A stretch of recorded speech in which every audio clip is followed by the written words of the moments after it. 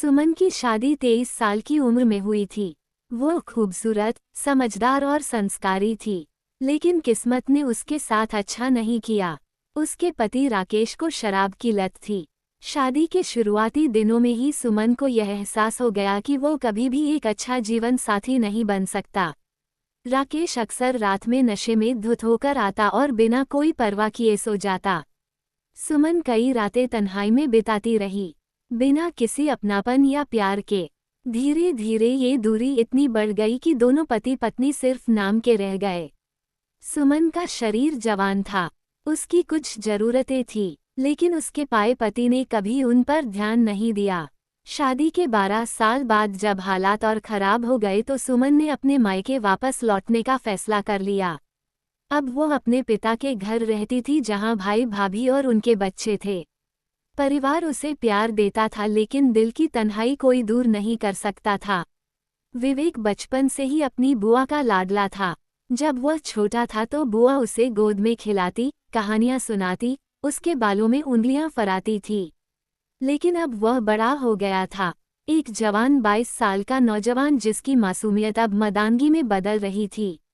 गर्मियों की छुट्टियों में जब वह गांव आया तो उसने बुआ को पहली बार एक अलग नज़र से देखा। साड़ी में लिपटी उसकी बुआ उसके सामने से गुजरती तो उसकी चाल में एक अजीब कशिश महसूस होती। वह पहले भी खूबसूरत थी, लेकिन अब उसकी आंखों में एक अजीब सी तलब, एक अनकही प्यास छलकती थी। इस बार भी गांव का माहौल हमेशा की तरह शांत और अपना सा था। गर्मियों की दोपहर थी, सूरज की रोशनी आंगन में बिखरी हुई थी। घर के सभी लोग अपने अपने कामों में व्यस्त थे। तभी दरवाजे पर किसी ने दस्तक दी। सुमन की भाभी ने अंदर से आवाज लगाई, अरे कोई है, देख तो कौन आया। दरवाजे पर खड़ा लड़का अपनी मुस्कान दबाए हुए था। विवेक वापस लौट आया था। घर में जैसे हलचल मच गई। उसकी माँ दौड़ कर आई, उसे गले लगाया। पिता ने सिर पर हाथ फेरा। छोटे भाई बहन उससे लिपट गए और फिर वो उसकी तरफ बढ़ा। सुमन साड़ी में लिपटी हल्के भीगे बालों के साथ उसकी बुआ उसे देख रही थी। विवेक ने बाहें फैलाई और बोला, बुआ मिलोगी नहीं। सुमन हिचकिचाई, लेकिन अगले ही पल विवेक ने उसे अपनी मजबूत बाहों में भर लिया। गर्मियों की दोपहर में भी एक अजीब सी ठंडक उसके भीतर उतर गई। उसकी सांसों में एक अलग महक थी, उसकी पकड़ में एक अजीब ताकत। सुमन ने खुद को तुरंत अलग किया और बोली, बस बस बड़ा हो गया है तू, अब इतना कसकर मत पकड़ा कर। उसने मुस्कुराने की कोशिश की, लेकिन उसकी आवाज हल्की कांप गई। विवेक ने भी उसकी आंखों में कुछ अजीब देखा, जैसे उसने खुद को रोक लिया हो। विवेक के आने के बाद माहौल और भी खुशनुमा हो गया। खाना खाते वक्त सभी हंस बोल रहे थे, लेकिन सुमन अब तक थोड़ी असहज थी। उसकी धड़कनें अभी भी उस लम्हे को याद कर रही थी जब विवेक ने उसे अपनी बाहों में लिया था। कितने सालों बाद किसी मर्द की पकड़ उसने महसूस की थी। रात को जब सब सोने चले गए, विवेक बरामदे में बैठा था। वह अजीब सा महसूस कर रहा था। उसने सोचा, बुआ को गले लगाते ही ऐसा क्यों लगा जैसे कुछ बदल गया हो। उसका मन बेचैन था। तभी सुमन भी पानी लेने आई। उसने पूछा, सोया नहीं अभी तक? विवेक ने कहा, नींद नहीं आ रही बुआ। सुमन पास आकर बैठ गई। चांदनी रात थी, हल्की ठंडी हवा बह रही थी। विवेक ने कहा, अजीब लग रहा है वापस आकर, लगता है सब कुछ बदल गया है। सुमन ने उसकी तरफ देखा और कहा, बदला नहीं है बेटा, तू बड़ा हो गया है, अब चीजें अलग महसूस होती हैं। विवेक उसकी आंखों में देखने लगा। सुमन कुछ देर चुप रही, फिर उठकर जाने लगी, लेकिन जाते जाते उसका दुपट्टा विवेक के हाथ से हल्का सा छू गया। फिर रात गहरा चुकी थी। गांव में चारों ओर सन्नाटा था। घर के सभी लोग अपने अपने कमरों में सो चुके थे, लेकिन विवेक की आंखों में नींद नहीं थी। वह चारपाई पर लेटा छत को घूर रहा था। तभी अंदर के कमरे में हलचल हुई। सुमन उठकर रसोई में गई, शायद पानी लेने। विवेक के दिल में अचानक अजीब सी हलचल हुई। वह भी उठकर बाहर आया और बिना कुछ सोचे किचन की तरफ बढ़ गया। सुमन गिलास में पानी भर रही थी। पीठ दरवाजे की तरफ थी और चांद की रोशनी में उसका साया दीवार पर पड़ रहा था। विवेक चुपचाप दरवाजे के पास खड़ा हो गया। उसने बुआ को इस तरह पहले कभी नहीं देखा था।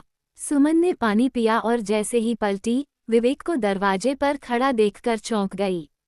उसने कहा, अरे तू यहाँ सोया नहीं? विवेक ने धीमी आवाज में कहा, प्यास लगी थी।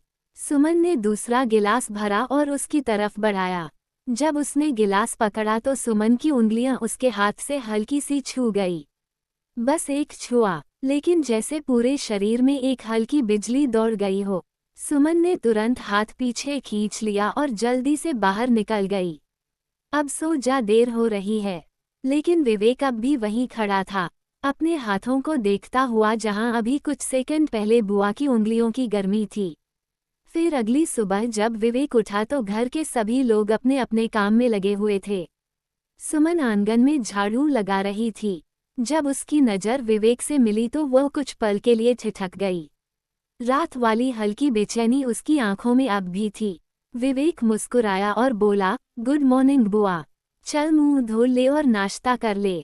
सुमन ने जल्दी से कहा और वापस झाड़ू लगाने लगी। फिर उसी दोपहर हल्की हल्की हवा चल रही थी, लेकिन वातावरण में एक अजीब सी गर्मी थी। घर के बाकी लोग खेतों पर गए हुए थे, बस सुमन और विवेक ही घर पर थे। सुमन नहाने के बाद अपने कमरे में आई। भीगे बालों से टपकती पानी की बूंदें उसकी गर्दन से होते हुए पीठ पर गिर रही थी। उसने अलमारी खोली और एक हल्की गुलाबी साड़ी निकाली। विवेक बरामदे में बैठा था, लेकिन उसकी नज़रें बार बार बुआ के कमरे की ओर उठ रही थी। वो खुद को रोकना चाहता था, लेकिन मन अजीब सी हलचल महसूस कर रहा था। मुझे क्या हो रहा है? विवेक ने खुद से सवाल किया, लेकिन कोई जवाब नहीं मिला। तभी हल्की हवा से बुआ के कमरे का दरवाजा थोड़ा सा खुल गया।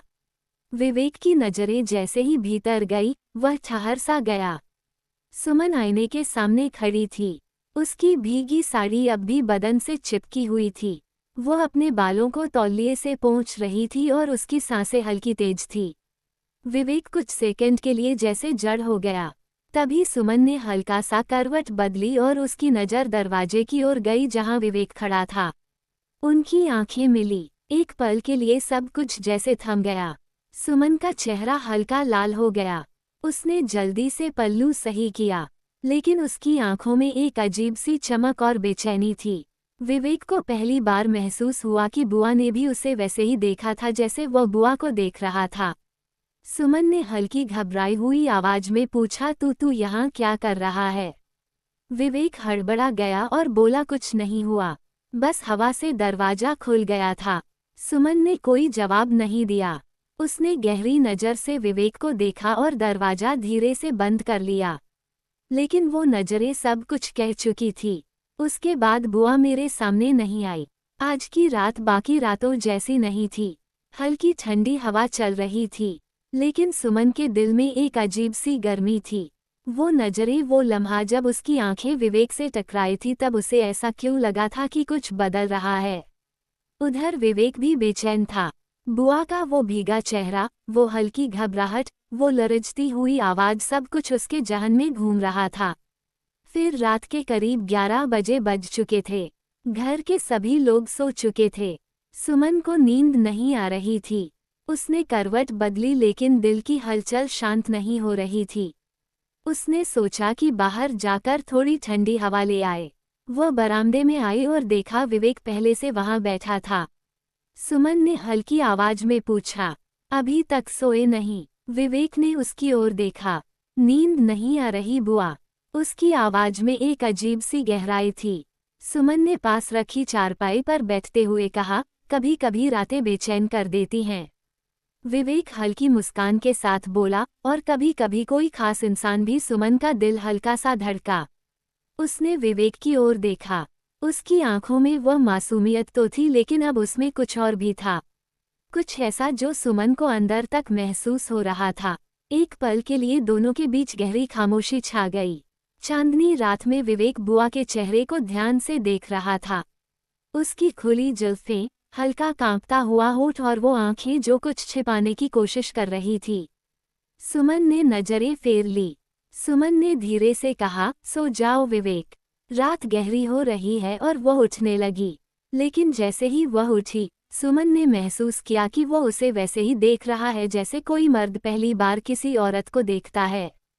वो तुरंत पीछे हटी और तेजी से अंदर चली गई, लेकिन उसके दिल की धड़कनें बेकाबू थी। उस शाम बहुत गर्मी थी लेकिन हल्की हल्की ठंडी हवा चल रही थी। घर के बाकी लोग खेतों में गए हुए थे और हवेली में सिर्फ सुमन और विवेक ही थे। सुमन आंगन में बैठकर सब्जियां काट रही थी। सूरज ढल रहा था और उसकी हल्की नारंगी रोशनी उसके चेहरे पर पड़ रही थी। वह शांत दिख रही थी, लेकिन मन के अंदर एक हलचल थी, एक अनकहा एहसास जो वह खुद से भी छिपा रही थी। उधर विवेक बरामदे में बैठा था। उसकी नजरें किताब पर थी लेकिन मन कहीं और था। वो बार बार बुआ की ओर देख रहा था। आज उसे बुआ कुछ अलग लग रही थी। हवा से जब जब उसकी जुल्फें उसके चेहरे पर आती विवेक का मन अजीब सा होने लगता। तभी अचानक सुमन का हाथ कटते कटते बचा। अरे, वो चौंक गई। विवेक तुरंत उठकर उसके पास आया। बुआ, ध्यान कहाँ है आपका? सुमन ने हल्की मुस्कान दी। कुछ नहीं, बस यूं ही। विवेक ने सुमन के हाथों को देखा। उसकी कोमल उंगलियां हल्की गुलाबी हो रही थी, शायद सब्जी के रस से। वो कुछ सोच ही रहा था कि अचानक हवा चली और सुमन का पल्लू उसके हाथ से हल्का सा छू गया और एक हल्की सिरहन दोनों के शरीर में दौड़ गई। विवेक ने महसूस किया कि सुमन भी ठिठक गई थी। कुछ सेकंड तक दोनों एक दूसरे की ओर देख रहे थे, लेकिन कोई कुछ कह नहीं सका। सुमन ने जल्दी से पल्लू ठीक किया और उठने लगी, लेकिन जैसे ही उसने कदम बढ़ाया उसका पैर मुड़ गया। अब वह गिरने ही वाली थी कि विवेक ने तुरंत उसे थाम लिया। हुआ, अब ठीक है। उसकी आवाज धीमी थी लेकिन उसमें कुछ था, कुछ ऐसा जो सिर्फ सुमन ही समझ सकती थी। सुमन ने खुद को तुरंत अलग किया। हाँ, मैं ठीक हूँ, उसने जल्दी से कहा और नजरें फेर ली। लेकिन जब उसने नजरें उठाई तो विवेक अब भी उसे वैसे ही देख रहा था, गहरी ठहरी हुई आंखों से। सुमन का गला सूखने लगा। वो जानती थी कि अब ये सिर्फ एक इत्तेफाक नहीं था। फिर उस रात गहरी हो चुकी थी, लेकिन सुमन की आंखों में नींद नहीं थी। वो करवटें बदल रही थी, लेकिन दिमाग में बस एक ही तस्वीर घूम रही थी, विवेक की वो गहरी नजरें, उसकी मजबूत उंगलियों की पकड़ और वो अनकहा एहसास जो आज पहली बार उसने खुद भी महसूस किया था। यह मैं क्या कर रही हूँ? उसने खुद को समझाने की कोशिश की। वो मेरा भतीजा है, मुझे ऐसे नहीं सोचना चाहिए। लेकिन सच तो ये था कि उसका मन अब खुद से भी झूठ नहीं बोल पा रहा था। बरामदे में लेटा विवेक भी जाग रहा था। वो जानता था कि बुआ उसे नजरअंदाज करने की कोशिश कर रही थी, लेकिन उसकी तेज सांसें, हल्की घबराहट और कांपती आवाज बता रही थी कि वह भी अब इन एहसासों से अछूती नहीं थी। तभी अंदर कमरे से हल्की आहट आई। विवेक चौकन्ना हुआ। उसने देखा सुमन धीमे कदमों से बरामदे की ओर आ रही थी। उसके खुले बाल हल्की हवा में उड़ रहे थे। चांदनी रात में उसकी साड़ी का पल्लू हल्का सा कंधे से खिसक गया था, जिससे उसकी गर्दन की हल्की चमकती त्वचा झलक रही थी। विवेक की धड़कन तेज हो गई। सुमन भी खुद को खोने लगी थी। सुमन आकर बरामदे में खड़ी हो गई। उसने सोचा था कि विवेक सो रहा होगा, लेकिन जैसे ही उसकी नजरें विवेक से मिली वो ठहर गई।